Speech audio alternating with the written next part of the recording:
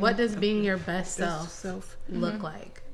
One thing that crossed my mind was letting go of the expectations, and I kind of talked about it earlier. Yeah. Letting go of the expectations of what others think of me, and to find where I fit in the world, and being okay with me, who I am, not saying, oh, I'm not doing what they're doing, so my value is lessened. It's not, at all. And so just being able to define who I am and what is important to me and go for those things. That's beautiful. And that's true. And that's just you, standing, I feel like I'm in the same boat as you, standing in line with what I feel my purpose is, and forgetting the naysayers and letting down those walls of comparison, and just being ourselves and being happy with what we bring to the table, and proud, and just loving our reflection and what we see in the mirror. What about you?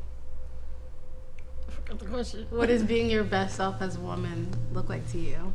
Being my best self as a woman is healing from things that hold me back. Sometimes I feel like I'm at a spot where I completely healed and I don't need to heal no more, but then I find myself needing to heal more. And I haven't healed all the way. There's things that I've hid deep down inside of me that I haven't dealt with yet. Well, because it's not linear, right? Healing isn't linear. It's kind of like this, it's a lifestyle. It's this thing that you do for the rest of your life, because hard times don't stop happening.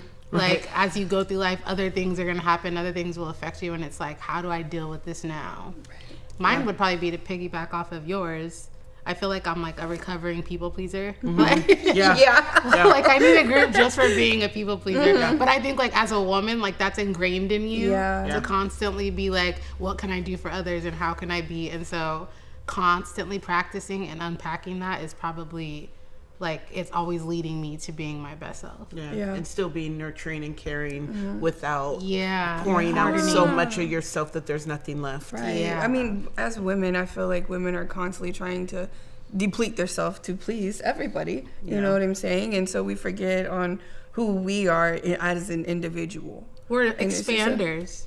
We expand everything we touch, and sometimes we just forget to do that for us. You know what I mean? And it is hard. And going back what Shelly said too, she was talking about how I always think I healed and I'm good, and then something happens, and then you're like, wait, and then it's triggered. And then you're triggered to whatever happened when you were 15 again. You're like, man, every time. And so I feel like healing is us learning those coping mechanisms on how to get through this life in a healthy way, and not letting it drag us down. And then having a place like this to come to unpack all of that in a safe place where I haven't healed either. Sometimes I still revert back to that wounded person, and it doesn't define who I am. It just defines that moment. And just having a place just for me where I can come and decompress and be with everybody who's in the same space, and just know this is a place where it's okay to not be okay. And it's okay to not be okay, and that's perfectly fine. And you don't have to focus on being a mom and being a wife and being a friend and being all of these different titles. You're just a woman. And you're just here. I'm and just you're a girl. I'm just a girl.